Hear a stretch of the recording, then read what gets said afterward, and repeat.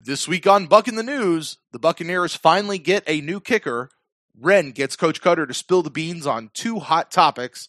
And how will the injuries this year play into the Glazers' decision on whether or not to keep Coach Koetter or fire him at the end of the year? And then we hit on the injuries and inactives for the upcoming Giants game. All of that is starting right now. Well, you made me weep, and you made me moan. Well, you caused me to leave, child, my happy home. But someday, baby, you ain't worry my life anymore.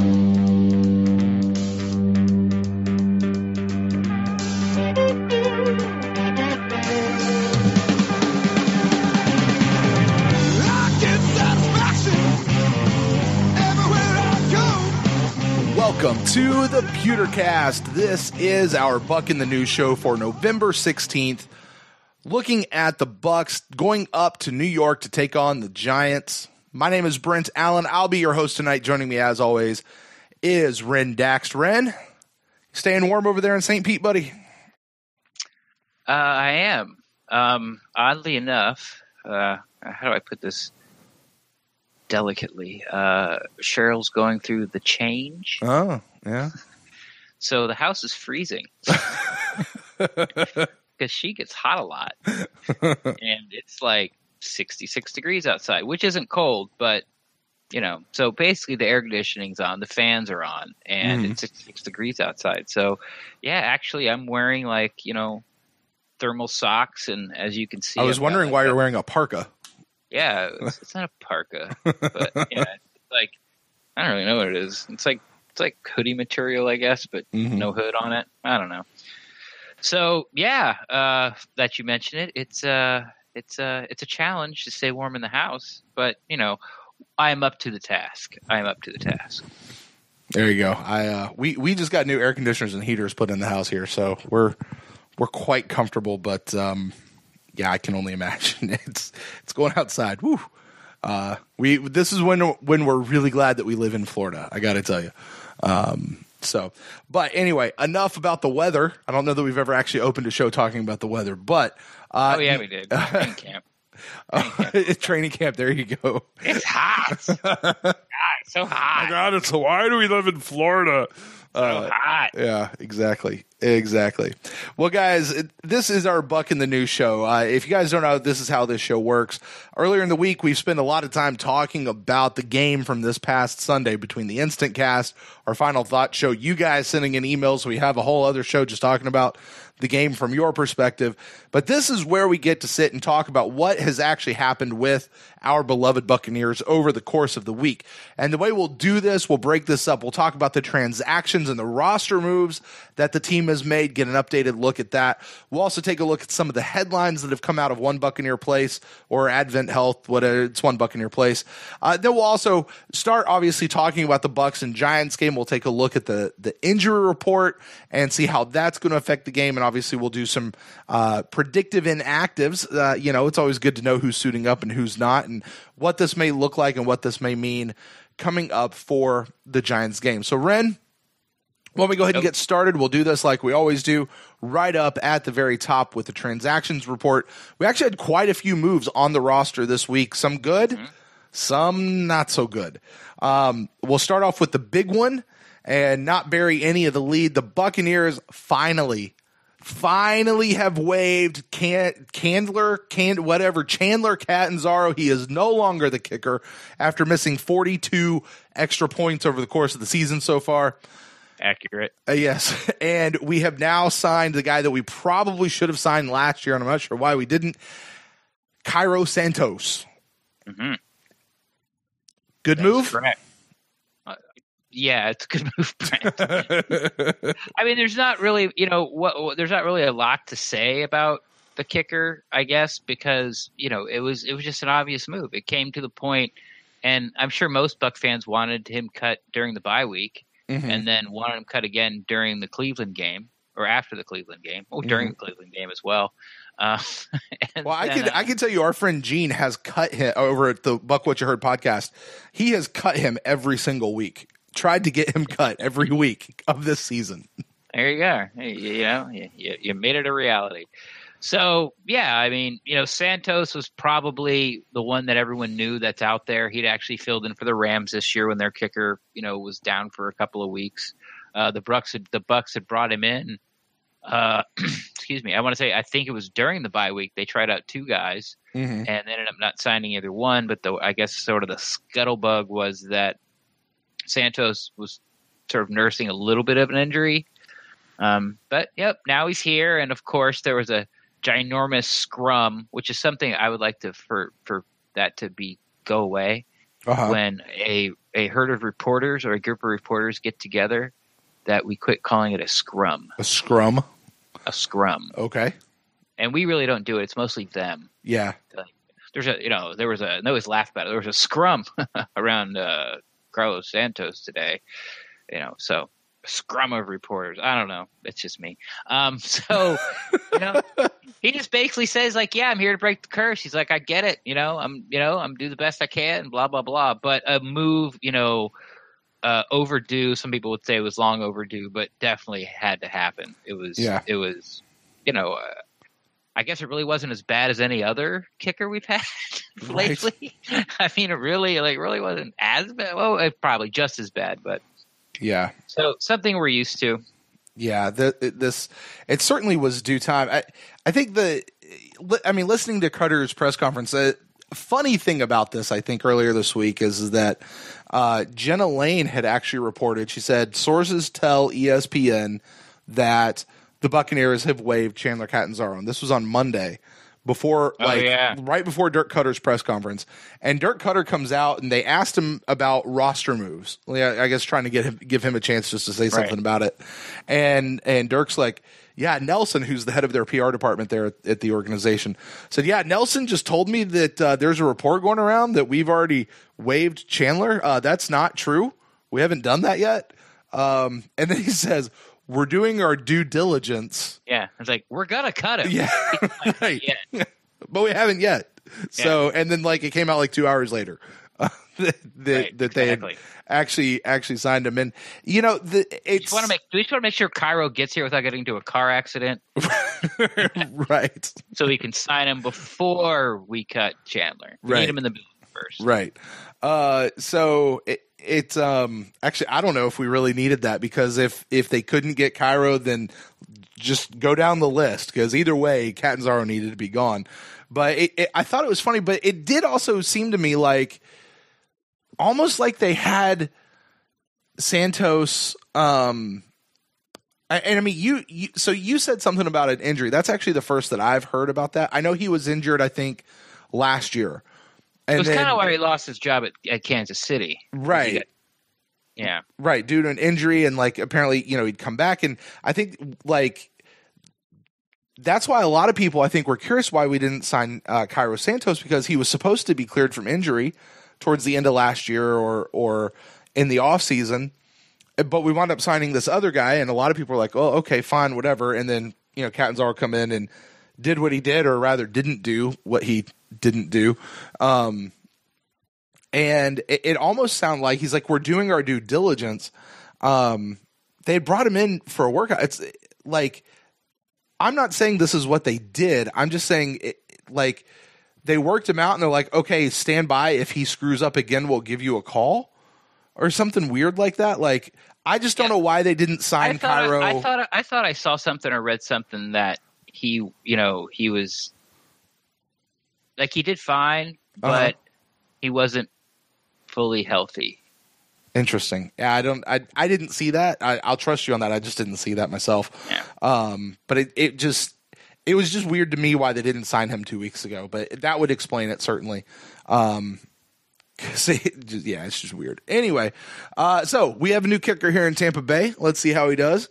We'll all certainly be watching every time the kicker steps out on the field to see what he does. That's not a time to get up and go get a beer. All right, moving on from that, a couple of people getting placed on injured reserve this week, Ren. Sean Wilson, our undrafted free agent, goes to the injured reserve. We signed off our practice squad to replace him, Dare Ogunbowale, and they brought in a new practice squad guy, Ralph Webb. I don't really care so much about him, but Sean Wilson, what was his injury? Did you find out? Do you know what happened to him? I actually didn't look into it. I was still so mad about the trying to fit him in that first series. Yeah. Let's run the Sean Wilson razzle dazzle. Well, he razzle dazzled him right out of the pads. But then we brought in Dario Ogunbowale, who he's been around. He was around a little bit last year. He was here through camp. And I remember back in camp, it was like he was doing pretty good, like to the point that we were like, it's possible he might beat out Sean Wilson.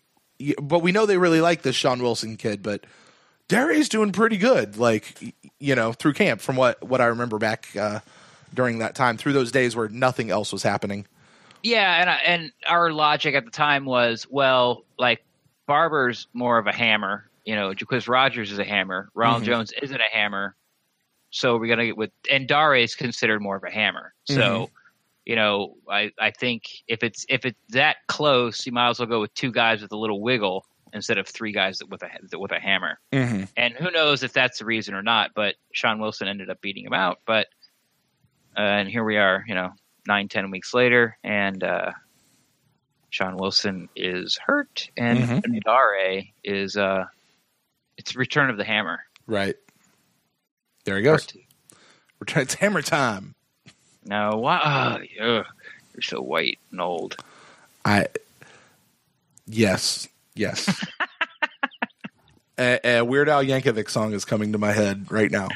All right.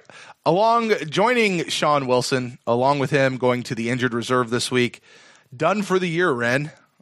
Your favorite guard and mine. Evan, don't call him Dietrich Smith, finally going on an injured reserve, which means there is finally going to be a stop to this rotation business, or at least we think so, right? Happening at the right guard position. Yeah, at least. Well, here's something interesting. Like Dirk Koetter had his radio show this week, and I tweeted in a couple of questions. You slap it with hashtag Bucs Radio, and Casey can decide to read it or not. And my second one was actually about Alex Kappa, and I phrase it like, is this the week that we get to see Alex Kappa activated, or is Mike Littke's versatility too much for him to overcome right now? And Koetter was like, well, I'm not going to tell you if Cap is going to be active or not. He goes, his time is coming soon, but it may or may not be this Sunday, is roughly what he said. Yeah. So what that made me think, it's like, well, why? Here's what I'm thinking. I'm thinking they're waiting to activate Kappa until he can actually replace Benenoch in the starting lineup. Okay. And then they'll deactivate Benenoch and keep Littke as the rotational guy. Like Kappa can't jump above Littke because Littke can play all three interior positions. Right. Kappa can too, but they've really been concentrating him on at right guard and sort of center and sort of left guard. Right. So it's pretty much been like all hands on deck. Let's get him, up to speed. And you got to remember, he was a Division III player. And, if you have the luxury, which a lot of people would argue, and probably both of us as well, do we have the luxury to wait? With Caleb Honestly, at this point, yeah, we do. But we didn't, though. Like, right. So right. That's what I'm thinking. And now with Evan Smith going on IR, Littke being maybe the backup center, he's going to have to be active. And since Kappa is not as good as Littke in all three positions, but maybe he's better at right guard, they're waiting for, and this, just me speculating, they're waiting for Kappa to be able to sit in the starting lineup and just swap him in Benenoch. And right. Littke just stays active but doesn't start. Right. And just waits for somebody to go down in center or guard. Right. And for anyone out there who might be wondering, because this thought fleeted through my mind and then I had to stop myself. Just because Evan Smith is going on IR does not automatically mean that the Buccaneers will activate Alex Kappa this week. The Buccaneers only go into a week with 7 of their 9 linemen active. And Evan Smith, the reason Michael Liedtke has been active the last couple of weeks is because Evan Smith has been inactive with an injury. So him going on injured reserve does not actually change that 7 count. It's still, the starting 5, and then Leonard Wester, and now Michael Liedtke. That's still the 7 that they go into. So just because he's going on that does not mean that Alex Kappa goes up, because they would actually then be going into a game with 8 active linemen. So if they're going to activate Kappa, they're going to have to deactivate one of the other guys, or they don't have to. I mean, I guess they could go with 8, but they don't. Typically, the one thing this does though, Ren, and you may notice they have not signed a new lineman to the active roster. So that means that on the active roster, instead of having 9 like we normally have, we actually only have 8. So I would be interested to see what happens with that last spot and how they're going to use it. However, for right now, to replace Evan Smith on the active roster, they did re-sign linebacker Kevin Minter, who was with us for a couple weeks earlier this year, and we'll get to the why they re-signed him specifically when we head down towards the injury report. But he will be here. Also, waiving from the active roster, a guy who has been inactive pretty much every week we've had him here, defensive end Damone Harris. And we have signed to the active roster, Ren, a guy that I'm sure you're probably pleased to see to come online, is safety Godwin Igwe-Bikwe, coming up from the practice squad. Why am I happy about that? Well, because he was a guy that you kind of liked. I remember during practice, during training camp and stuff, you liked him a lot, and then you were a little sad that I liked him a lot. He had a lot of pub going into training camp, and then he was the guy that we paid a crap ton of money to get him into camp, wasn't he? He was the high priced undrafted free agent. Such like Leonard Westard was a couple years ago, and then last year Anthony Auclair, who both are on the team, and they're both active. This year, Sean Wilson, who may not have been the big flashy guy, but he was the guy from the undrafted ranks that certainly but I'm talking about the guys that the Bucs went and paid the extra money for to make sure they came to their camp. Gotcha. 2 years ago it was Wester. Last year it was Auclair. This year it was Igwe-Bikwe. So, given that track record of Auclair and Wester, I'm like, okay, this is a guy to watch. And, when training camp started to get into the grind of it, he just sort of disappeared. But they've been keeping him around. Obviously he was on the practice squad, and now they move him up. I don't know if he's going to get any playing time. But, we'll get to the injury report. That they need him. They need him. Yeah, they're a spoiler alert. We'll get there, but he's replacing Justin Evans, basically in that backfield. So, but we'll get to that when we get down towards the injury report. So, I was a little bit sad just that we wouldn't have him around every week to say Igwe-Bikwe, because that's kind of a fun name to say. But now we've got Igwe-Bikwe and Dare Ogwumboale.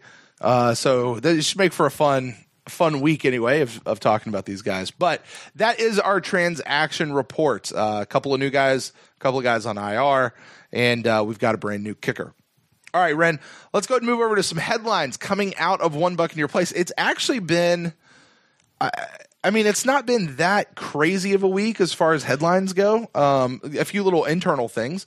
But one thing just to kind of go ahead and note, Kendall Beckwith watch has been going on here for the last couple of weeks.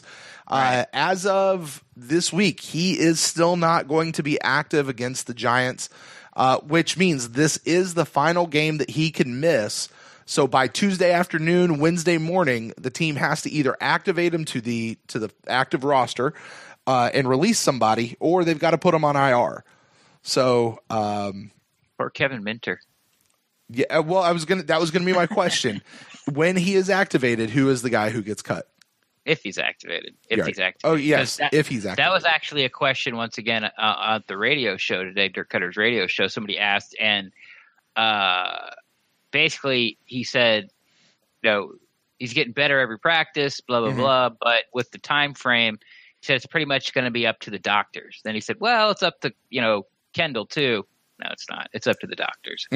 So he didn't sound optimistic about it, about him being able to be active. So as of now, and if I had to place a bet, I would lay money down he's going to be inactive. But who knows, But if he is active, yeah, I think Minter, because it happened to him last week. Sure. They brought him in because they needed a body for special teams at that linebacker sort of athlete position. And then who'd they bring up? They brought up somebody. I think they brought up Bulla. Or they needed like help at cornerback or something. So right after the game, he was gone. And now a week goes by. Javian Elliott, actually, 2 weeks ago. Yeah, so we had to bring up Javian Elliott because MJ Stewart got hurt. That's right. And Minter was the first to go. And I would think, especially since they play the same position, if Beckwith is activated Wednesday, that it's going to be Minter. Kevin Minter, yeah. So, all right. Well, hopefully we get him back because we need him. And that, of course, is assuming that Kendall Beckwith is coming in and will be able to play at the same level that he did last year. So, all right, that's where we are with Kendall Beckwith. To go back to the Evan Smith topic we had ran a little bit earlier, found this very interesting. Ian Rappaport reported earlier this week that Evan Smith has actually been playing with a torn labrum in each hip. Now, Rappaport's tweet, when he reported this, it was unclear if these were recent injuries or if this has been something he's been doing all year long. However, Greg Allman had said, in commenting on this, he said that this might explain the rotation that we've been seeing at that position all year, that Evan Smith was just pushing himself, really trying just to play as long as he could, and finally gave out. So I don't know if this is something that is relatively new or if this is what's been going on. But I mean, is this really a reason? No. I don't think so. Yeah, it doesn't seem like a good enough reason to me. Like, well, first off, because he doesn't start. Right, exactly. If it was like, hey, he tries to hang on for as much as he can during the game, and then Benenoch comes in and spells him and lets him rest a little bit to recharge, and then he, guts it out, for the rest of the game. That's not how it goes. It's the other way around. So because usually what the rotation has been, it's mostly been Benenoch plays and then like Evan Smith gets in like for the last half of the second quarter. You're right, like the last series or so, one or two series of each half. It's kind of what it seems like. Right. Yeah. At least when we were paying attention to it and cared about it. Right. The first couple of weeks. After that, we're just like, yeah, whatever. We can keep bitching about it, but it ain't gonna do any good. Ain't gonna change. This is what it is. Right. So, I mean, maybe, maybe not, but I would think, logically, if that was it, he'd be starting. That was my thought too. When I saw that was, if Evan Smith was going out there and then he was only playing for one or two series in each half before Beckwith's coming on, maybe you could see that. But I mean, at some point, like really, man, if you're going out and playing injured and then you're coming out saying, "Coach, I can't play anymore because my hips hurt," then why are you playing? Like, Well, yeah. And why are you playing? It's like you could see like maybe like the Redskins last week where their left tackle kept coming in and out, or excuse me, the right tackle kept, coming in and out of the game. Well, he had to keep going back in because there was no one else. Like there was no one left. With Evan Smith, there were options. You had Litke, and you could rotate Benenoch and Litke. So it just, when you start to really think about it and add all those things up, I just don't. It doesn't add up. It doesn't really make any sense. Do you think 1 + 1 does not equal 2? Right. Do you think there's any chance now with this? And I don't know. Have we even seen this over the last couple of weeks? Has Benenoch been rotating out with Litke? Not that I know of. Yeah, not that I noticed. Somebody would have said something. Yeah. Like I haven't been looking for it. Uh-huh. So somebody would have said something if he was. Yeah. Yeah. I would think so. Yeah. I'm going to go with no, he hasn't been. We would have seen it on Twitter. It would have been like, hey, look, Litke made a block. Why isn't he playing all the time? Right. Even if it was just like one. Even if it was just like one. Right. He gets beat like 3 times out of 4 plays, but somebody would have put up that one time he made a block and ran with it. Poor Michael Leakey, too. Everybody's – not everybody. Most people that I see calling for Benenoch to be replaced, they keep wanting him to be replaced with Alex Kappa. But I mean, Leakey's ahead of Alex Kappa as far as the depth chart goes. So right, but I think it's just because he can play center. Yeah. Cap is just not, even though he is, because Curtis sort of said it in his presser, this week, and he did sort of a breakdown of it, was because someone asked about center because Jensen was banged up a little bit this week. Mm-hmm. So he was like, well, we have Allie, we have because Evan Smith was out, so we have Allie, we have Leakey, and then way down the totem pole, we have Alex Kappa. So that's why, with his versatility, Leakey's versatility, just basically repeating what I said, at the center position, both guard position, where Alex Kappa is just really concentrating on that right guard spot, that's the reason. It's not so much that Leakey's a better guard than Kappa. He's just a better all-around player on the interior line right now than Kappa is. Right. All right, here's a question, Ren. We haven't talked about this yet or discussed this ahead of time. This is more of a what do you think kind of a thing. At the beginning of the year, we said that whether or not Koetter keeps his job isn't solely tied to the record. Now we've been very clear about what our thoughts are as far as Koetter and his future here with this team. But to go back to that discussion, we said it wasn't necessarily tied to the record. They could go 5-11 again, or 6-10, or something like that. But it just depends on how we get there. Right. You remember that? One of those things was, if Jameis goes out and gets injured and these players get injured and this happens, it's possible that we could see Koetter come back even with a losing record. So my question to you is, looking at the injuries that we've now had that are piling up, quite a few. In fact, and we'll get to it here in just a minute, our injury report has 5 people out today. This might be the most number of people we've had actually out from an injury report all year long. And some of these injuries have been to really key positions. Vita Vea, missing basically all of camp due to injury and not coming back till, pretty late. VH3 going out for the year in game 1. Brent Grimes was out for a bunch of games. Mitch Unrein's never even seen the field. Chris Conti has gone out early, forcing some of our younger guys in maybe a little bit sooner. Kendall Beckwith has been missing all year. Quan's going on IR. Spoiler alert, Levante David is about to be out as well. Vin Curry has been out quite a bit. It seems like all of our defensive linemen have been out at one point or another. Are these injuries... Whitehead's missed games. Yeah, exactly. And I'm thinking more of the key positions, like the big positions. Like safety? Do what? Like safety? Well, like the key player in those positions. I wouldn't say that Whitehead was like Justin Evans. I think he'd be a key player. Like Jordan Whitehead... 7 and for Conti, I guess that's what you're saying. All right. Well, right. Carlton Davis missed a few games. There you go. Carlton Davis missed a few games. Like MJ Stewart's missed a few games. I'm not really. But anyway, my point being, with all these big rashes of injuries, do you think that will have much bearing, if any, on Koetter's future here with the team, as far as that goes? Like, is that enough mitigating circumstance to make up for the record? One of the scenarios we talked about when, hey, does the record matter about Koetter? Not only was it like, if Jameis Winston goes down and then, Fitzpatrick craps the bed, what's Koetter supposed to do? Another thing we said is, well, what if the offense just does what it's been doing all year long and the defense does what it's been doing all year long? Like basically this exact scenario where it's not Koetter's fault that, his team puts up 31 points and gets beat by, 10.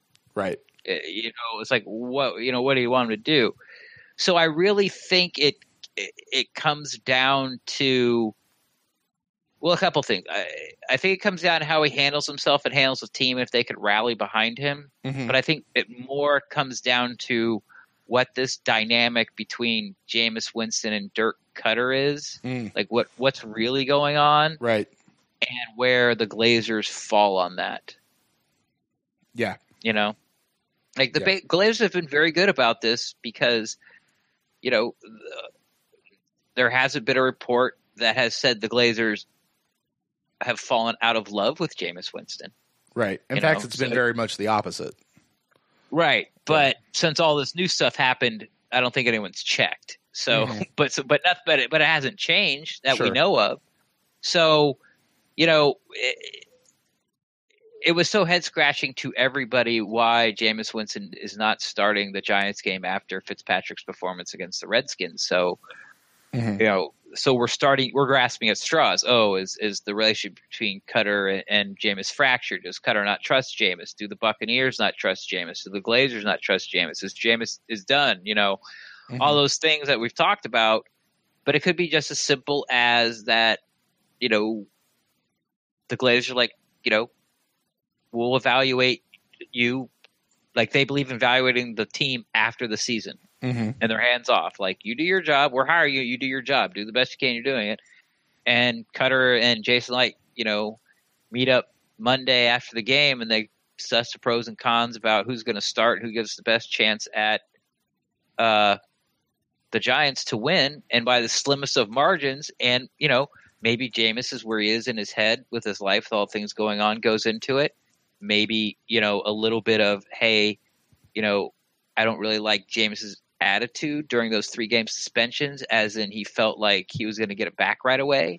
It could be that Jason Light and Dirk Koetter are mad at Jameis Winston for maybe getting them both fired. Cook said that he was on our show earlier this week. He said he thinks Dirk has kind of been mad at Jameis really since the suspension. Right. I would too. Yeah. This was everyone's been saying it all year long. Like, Dirk Koetter needs a win to save his job. And what happens? Your starting quarterback is suspended for the first 3 games. Now, It turned out okay, but that doesn't mean I'm not still mad at you, Right. It's like, you light the carpet on fire, but it didn't burn the house down. That doesn't mean that I'm not mad at you for lighting the carpet on fire. And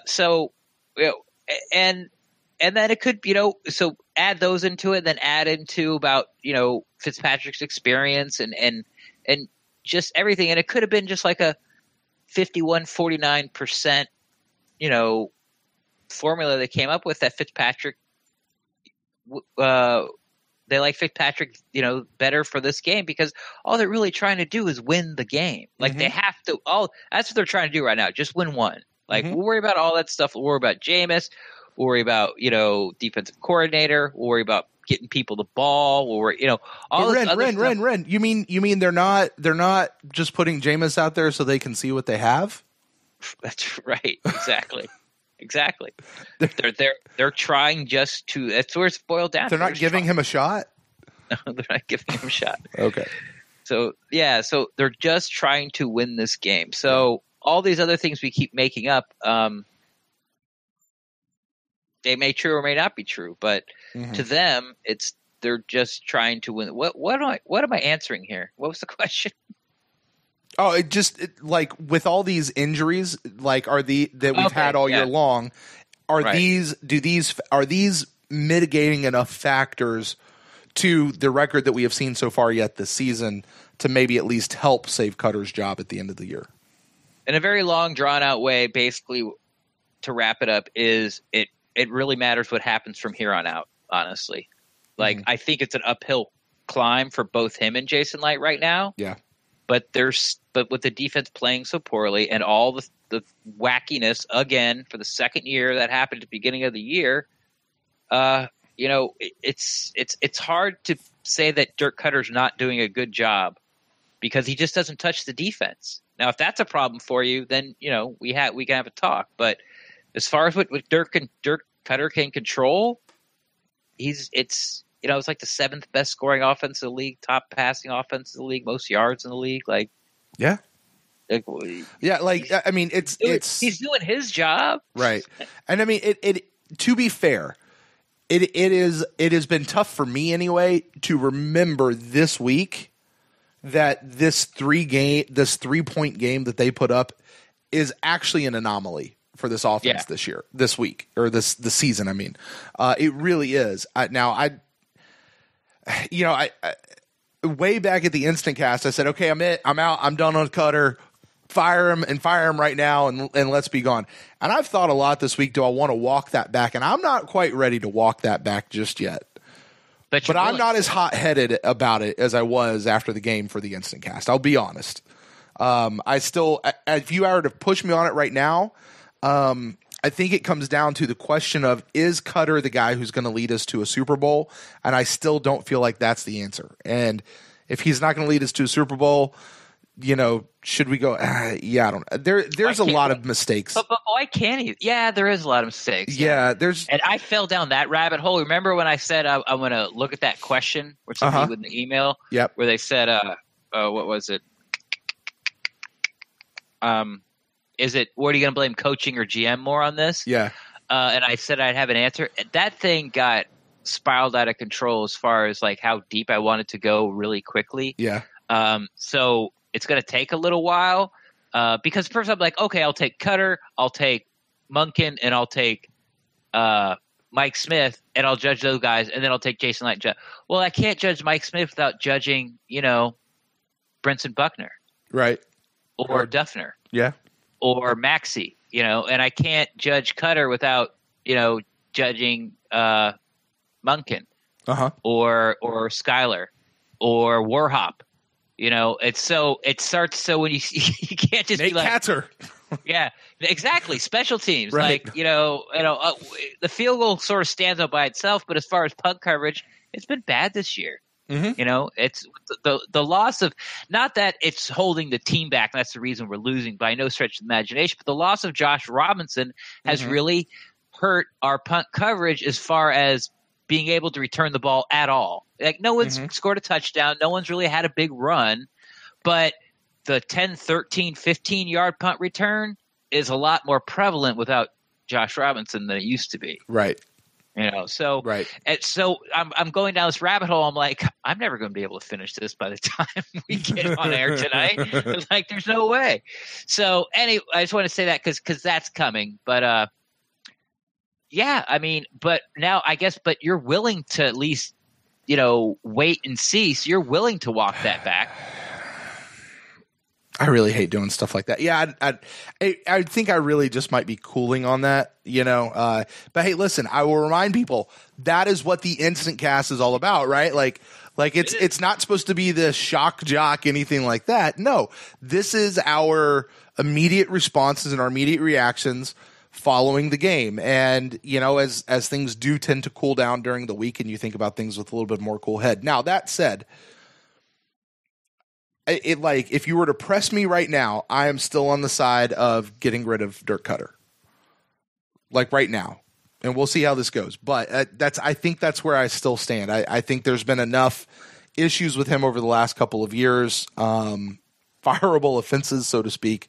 I think that's where I am. I'm not. Yeah. Anyway, I would be all for it. Yeah. If you can tell me who's taking his place. Yeah. And I can't. Yeah.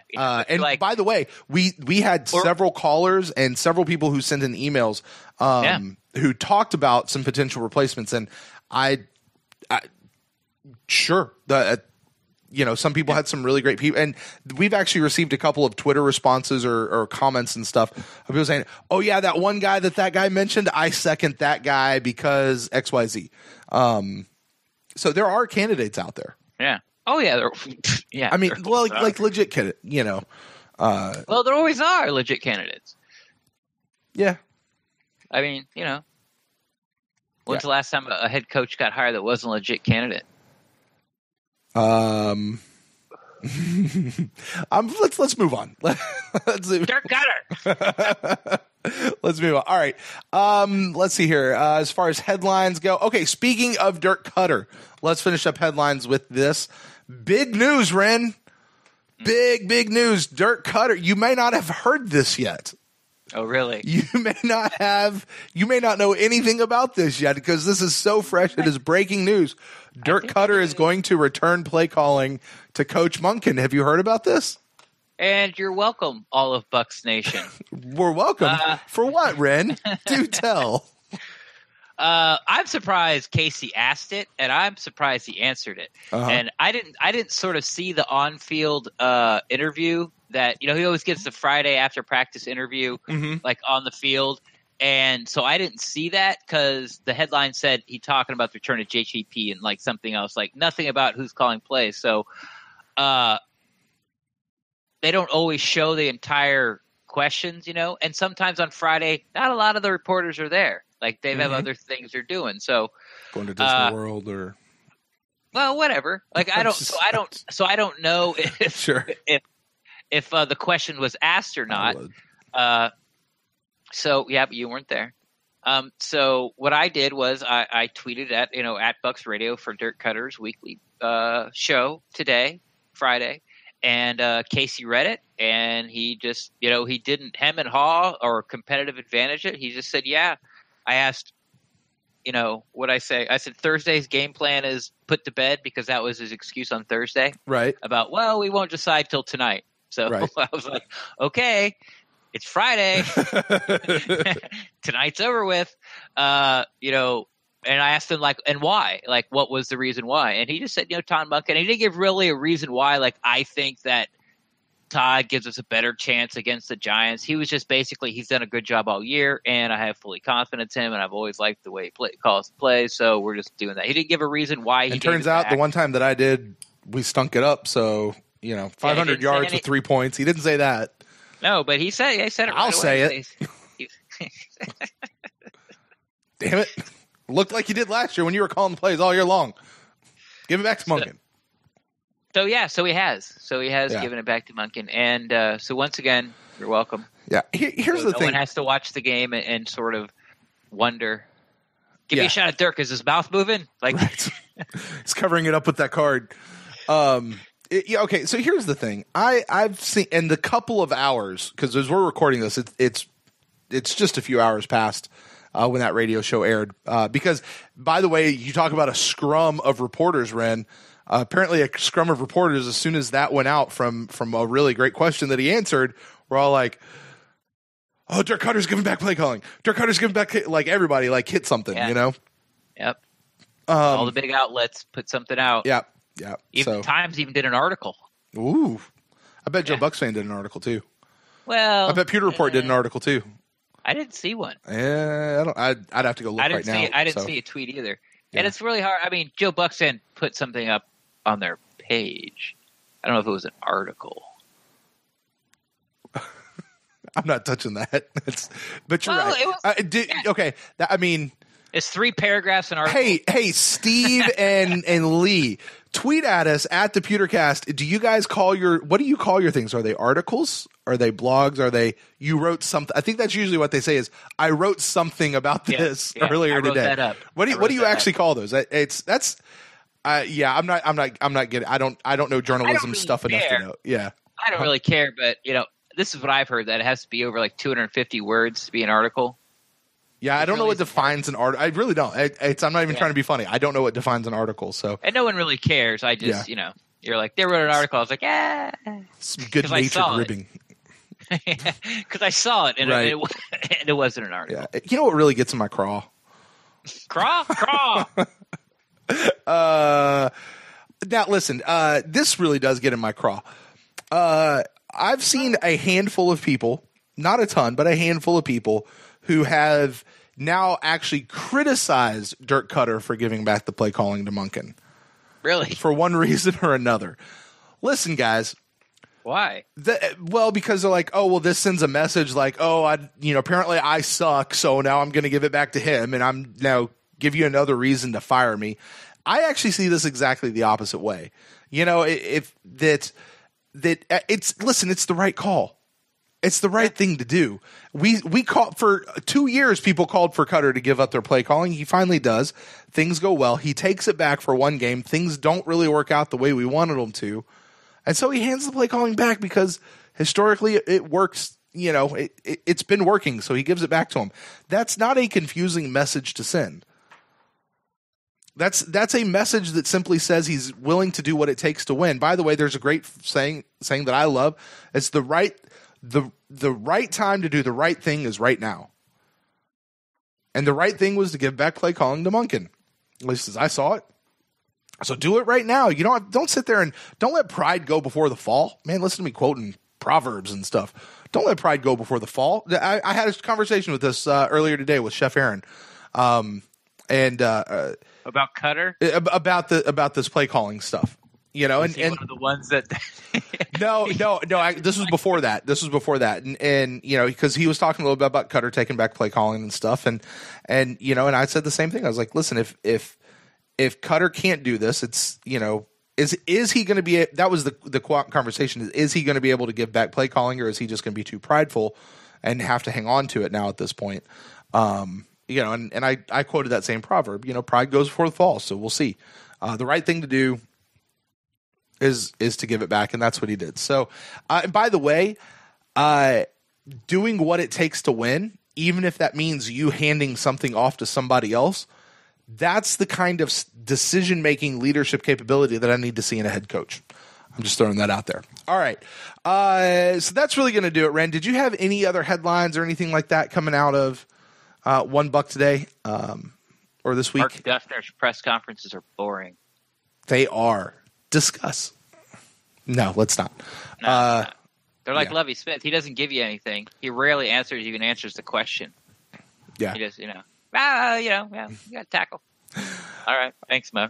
All right. Well, let's. How are you going to stop Barkley? Tackle. Well, let's turn the page and take a look at the injury report as we really start to look here at the Giants game coming up that apparently JPP is all excited for because he's going to go take one to Eli. Looking at the injury report and looking over at the Giants report, they had a handful of people on their injury report, but everybody was full participation as of Thursday. And everybody's a go. So their team is fully healthy, which is awesome because that is not the case with the Tampa Bay Buccaneers, Ren. A couple of people, Bo Allen, Peyton Barber, DeMar Dotson, and JPP, all on the injury report, but all were full participation today. They will go, which is good news. Chris Godwin, who did not participate earlier in this week, but he was full participation. Ryan Jensen, who is a new add-on with a hamstring injury, by the way. He was limited in Thursday and Friday, so he had to have injured it during practice this week. Or at least you would think that would be. They are both listed as questionable. Carl Nassib also, he went full participation by the end of the week, but still listed as questionable. Now for the outs. Quite a few people. We have 5 people who are out for this game. Vin Curry is out once again after a couple of days of limited participation. Levante David, Justin Evans did not participate. MJ Stewart, none of those 3 guys participated all week long, and they are all 3 out with injury. That hurts. And then Ronald Jones, still with that hamstring injury, was limited, which means he's getting out and doing something. But he is also going to be out for this game. That's a couple of those names specifically, Levante David and Justin Evans. Those are going to hurt a little bit, I think, coming up for this game, Ren. Yeah. I said it, I don't remember which pod, but one of the past 2 that wasn't the Instacast, like,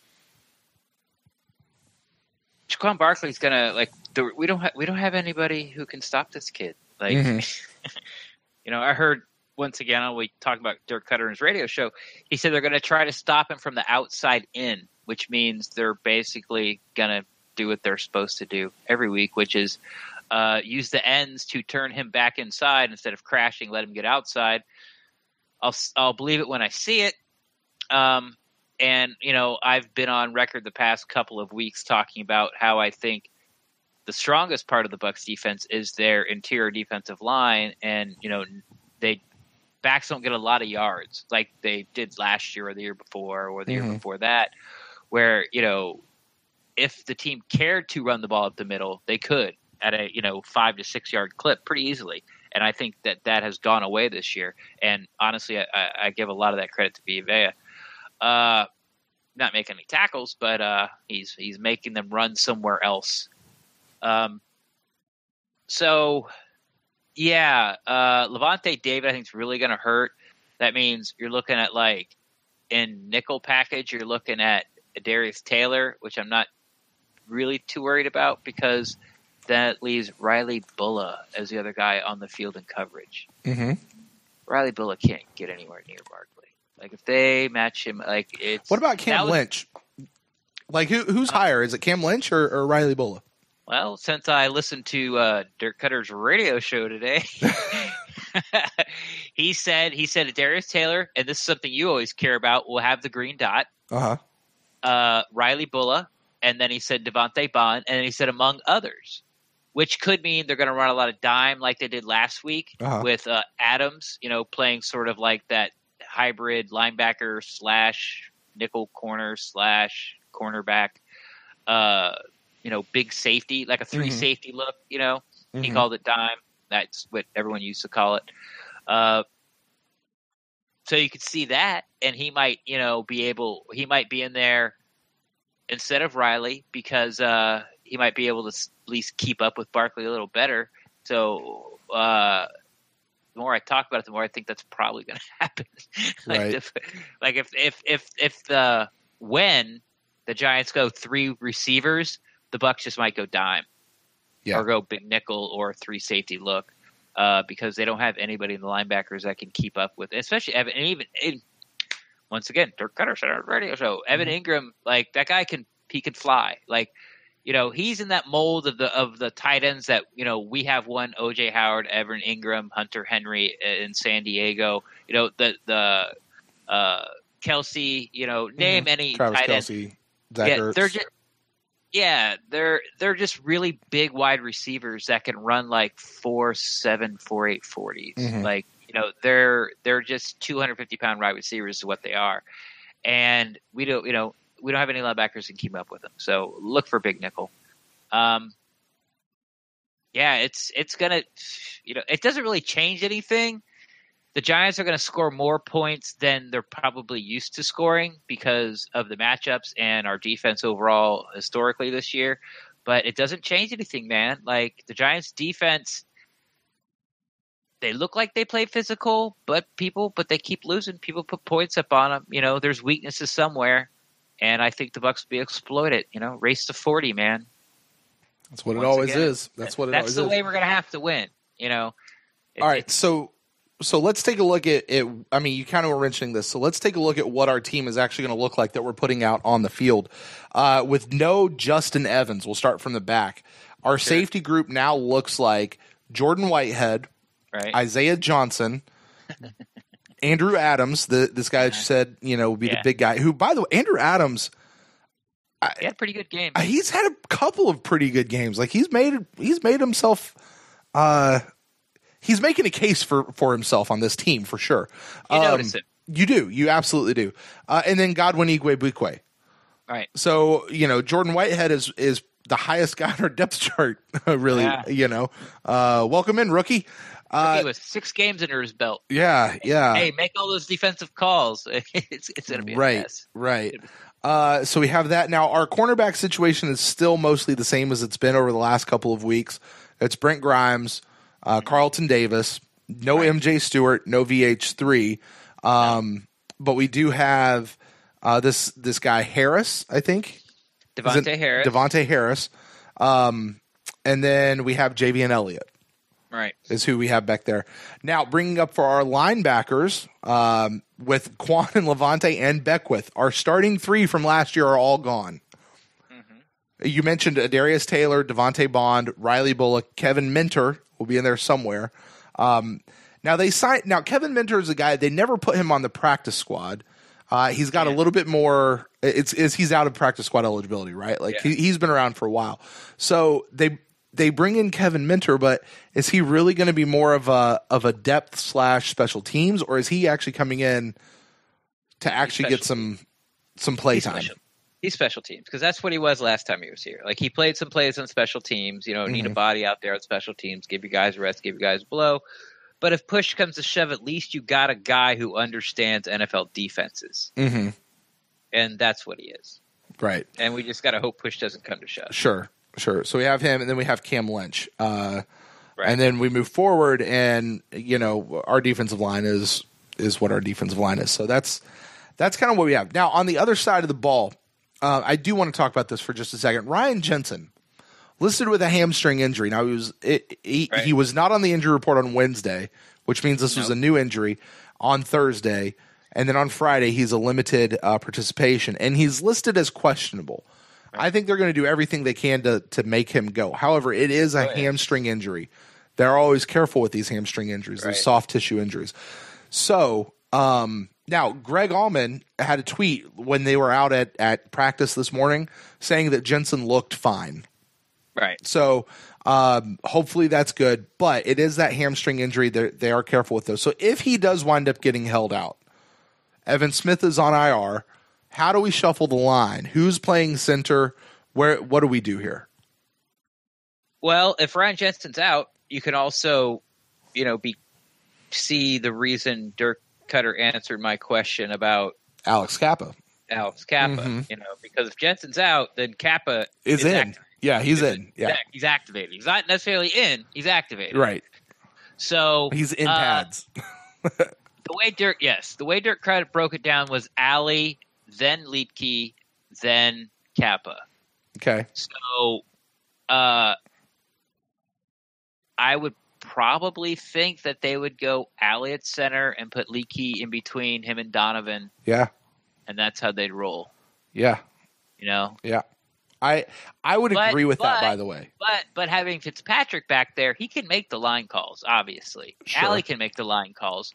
So they still could put Leedke back there, just just snap the ball, block the guy in front of you. Make it that easy. You don't have to find the mic. You don't have to make the line calls. Mm-hmm. Ali can make the line calls. Ali and Fitz can make the line calls between them, and you're ready to go. But I think, I don't know. I could see it both ways. But if I was coaching, Leedke's just such a question mark. I don't know how far below he is Ali at center. Yeah, and if they're even, leave Ali where he is. Right. You just got to know how much that gap is, how much you're losing. Yeah. So and I mean the other side of that is, for as good as Leedke has done, Ali Marpet still has a season's worth of experience playing center. Yeah. And I got to talk to him during training camp, and he's like, center is one of these weird things because when you're playing guard, you have to be able to open up your hips to one side or the other, whereas center, you wind up having to do it to both. And it's a little bit of that's the hardest change, that he talked about with where you do that. So I could see them, with Evan Smith being out, Evan Smith obviously being your first choice to step in at center should something happen to Jensen, but that's not an option anymore. Actually turning to Ali Marpet first. I really could see that happening. And I think I would personally be more comfortable putting Ali in center and letting Leedke come in as a guard, which is where he's more trained to be. So, but as you say, it could definitely mean Alex Kappa is in. So, all right, Ren. Well, with that, why don't we go ahead and get to our inactives and get out of here for today? We know that there's 5 and we need 7. So we got Vin Curry, Levante David, Justin Evans, Rojo, MJ Stewart. I need 2 more from you, my friend. What you got? Jameis Winston. Just kidding. Some people might not think so. Yeah, well, some people will be like, I knew it, but I'm not the official. In fact, I don't think I've got it right this whole entire year. I think I'm 3 for 3 on the last 3 weeks. You've done really well, which is shocking. I know, right? I've been surprised too. I know. You tweet that out, and I just ignore it. I'm like, I can't. I'm really good at predicting who's not going to play. That's a skill worth having. Call Brent for your over-under odds on inactives. Right. Only $1.99 a minute. And I think everything we've talked about in Cap has sort of been the main focus. I think Jensen goes, and I really think that's sort of what Koetter was talking about. If may or may not be this week. If Jensen can go, I think Kappa sits, and I think Jensen does go, and I think Kappa sits.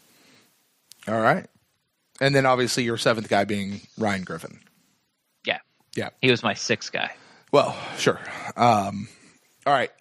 With that, I'm with you. What? Now, I'll tell you. Yeah, no, I'm with you. Everything. Yeah. It's Ryan Griffin's number 6 and Alex Kappa's number 7. I'll tell you what I'd like to see, though. What I would rather see. And see, this is what I was debating. Because they've had Nacho on the team, and he's been inactive a little bit. I would almost rather see them inactivate him again and go ahead and activate and have 8 active linemen. And here would be my only reasoning for having 8 linemen. They know that that Ryan Jensen has this hamstring injury. They're going to let him go. but they can look at it and say, he really may sit down by the end of the first quarter. We're going to try to let him go, but he may sit down by the end of the first quarter. So we're actually going to activate 8 instead of 7 linemen because we're hedging our bet here. Because if Jensen goes down, then that still gives us another backup in Kappa. And in doing so, they're going to sit Nacho. That would be something that I would actually not mind seeing. I like it, and it also fits the narrative of how Dirk answered my question. Yeah, so I don't know. I'm not saying that I think that that's what they are going to do, but hey, Dirk Koetter, I know you listen to everybody, including us here at the Pewtercast. So that's my 2 cents. Activate Kappa because Jensen could go down early, or not actually be able to go. So go down early. Yeah, and I mean they could get to game time and make a decision that Jensen's not ready to go. In which case it would be Kappa anyway. But that's not me just having a hankering to see Kappa. That's just I like them hedging their bets better than that's just smart personnel moving. Yeah. Personnel decisions. Yeah. Because we've got Nacho, but we've not been playing him. So I hate to say that it's not that we don't need him. It's just we don't need him. So whatever. Anyway, all right, Ren. Well, that's really going to do it, man. That's our show here as we look at all the stuff that's come out of one Buccaneer place. It's been a little bit of a happier show than the rest of this week has been. So with that, the next show we have coming up is our Instant Cast. A little bit of news with that. This week will not be a call-in show. I'm going to be out for this week's Instant Cast. And so, Ren, you'll be taking this one solo, but you guys can still join him. I'll have a guest. Yeah, there'll be a guest. 10 o'clock on Sunday night. You guys stay tuned to our Twitter account and to Ren, and we'll be tweeting that out, letting you guys know everything that's going on. But you can definitely join us on YouTube. I don't know that Mixler will be up. Yeah. But he'll definitely be on YouTube. So that will be the Instant Cast, but you also can find it on the podcast feed coming out shortly afterwards as well. And then we'll be back next week with our Final Thoughts episode. If you're sending in emails, please do so by Tuesday. Would love to get those in from you. And so, Ren, with that, why don't you tell the folks out there where they can find you on the internet? Yeah, when we do like YouTube, I can actually convert that and get that out there. So I will be doing that. It'll be out there for you, for everybody, Monday morning as a little hopefully not a therapy session. Right. So hopefully it's more celebratory. I can promise you good music up front and a surprise at the end.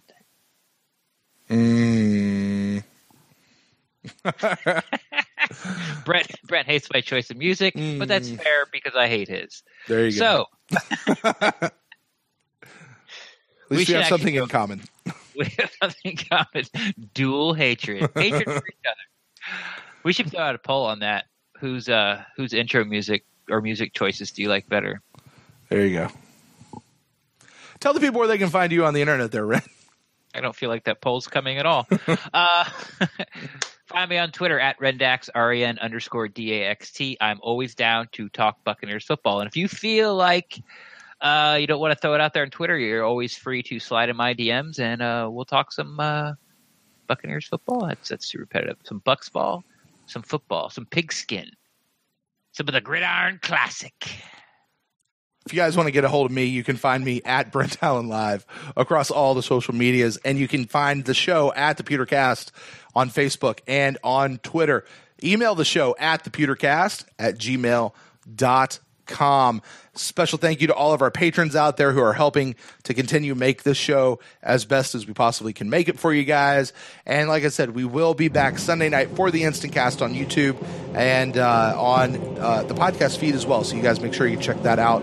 And other than that, guys, there's nothing left to this game but to do it. So until then, go Bucs. Shiver my timbers, shiver my soul, yo-ho-hee-ho. There are men whose hearts are as black as coal, yo-ho-hee-ho. And they sail their ship across the ocean blue, a bloodthirsty captain and a cutthroat crew. It's as dark a tale as was ever told of the lust for treasure and the love of gold. Shiver my timbers. shiver my sides. Yo-ho-hee-ho. There are hungers as strong as the wind and tides. Yo-ho-hee-ho. And those Buccaneers drown their sins in rum. The devil himself would have to call them scum. Every man on board would have killed his mate for a bag of guineas or a piece of bait. A piece of bait. A piece of it. 9, 6, 7, 8. Hula waka, something not right. Many wicked, icky things gonna happen tonight.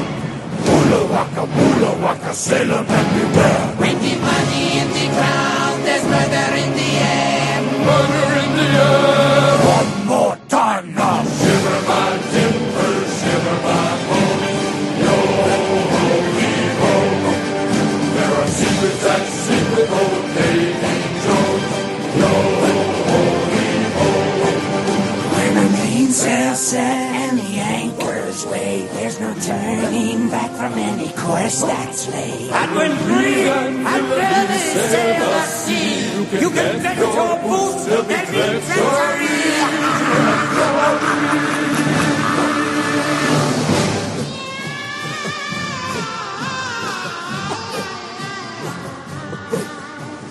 Shiver my timbers, shiver my sails.